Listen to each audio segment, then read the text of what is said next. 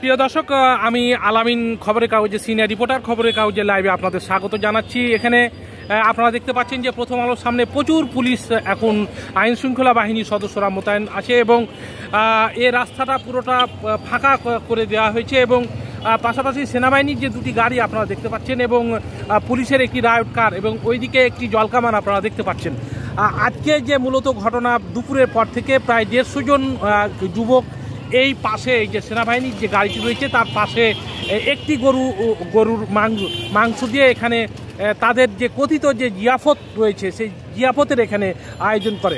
পুলিশের পক্ষ থেকে তারা সকাল 10টার সময় এই এলাকায় এসেছিল এবং আসার পরে তারা এই আয়োজন করছিল এবং তারা এখানে বিভিন্ন উস্কানিমূলক স্লোগান দিচ্ছিল এবং তারা বলছিল যে ডেইলি স্টার এবং প্রথম আলো বাংলাদেশের জঙ্গি প্রচারণা এবং জঙ্গির যে নিউজগুলো রয়েছে সেই নিউজগুলো তারা করেন। এই বিষয়টি তারা বলার পরে এ বিষয়টি তারা বলছিল এবং প্রথম আলোর তখন নিরাপত্তা ব্যবস্থা আরও কঠোর করা হয়। পাশাপাশি পুলিশ এখানে সকাল থেকেই পুলিশ এখানে মোতায়েন ছিল এবং মোতায়েন থাকার পর মোতায়েন থাকার পরে পুলিশের ঊর্ধ্বতন কর্মকর্তারা এই এলাকায় আসেন। আসার পরে তারা তেজগাঁও জোনের যে ডিসি রুহুল কবির খান এখানে আসেন।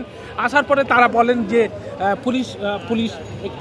পুলিশ এইসব যুবকদের বলেন যে আপনারা দ্রুত এলাকা ছেড়ে চলে যান, কিন্তু তারা এলাকা ছেড়ে যাননি এবং তাদেরকে প্রায় 40 মিনিটের আলটিমেটাম দেওয়া হয় এবং আলটিমেটাম দেওয়ার পরও তারা এখানে না যাওয়ায় তাদের সঙ্গে হাতাহাতি এবং দস্তাদস্তির ঘটনা ঘটে এবং এই ঘটনার পরই মূলত পুলিশ তার বাধ্য হয়ে টিয়ার সেল এবং তার পাশাপাশি যে জল কামান রয়েছে সেই জল কামান প্রয়োগ করে এবং এখান থেকে তাদেরকে ছত্রভঙ্গ করে দেয়। দর্শক, আপনারা দেখতে পাচ্ছেন এখানে প্রচুর পুলিশের সদস্য এখানে মোতায়েন রয়েছে। পাশাপাশি এখানে উৎসুক জনতা আপনারা দেখতে পাচ্ছেন এখানে তারা মোতায়েন রয়েছে। এখানকার অবস্থা এখন মোটামুটি আইন শৃঙ্খলা পরিস্থিতি মোটামুটি এখন শান্তিপূর্ণ রয়েছে, তবে যে কোনো মুহূর্তে একটি অপ্রীতিকর ঘটনা এড়াতে এখানে পুলিশের সদস্য এখানে মোতায়েন করা হয়েছে।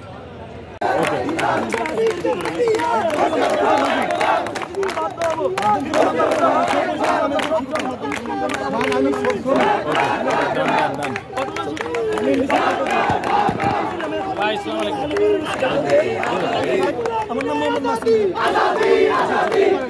আমি স্টুডেন্ট, পড়াশোনা করি।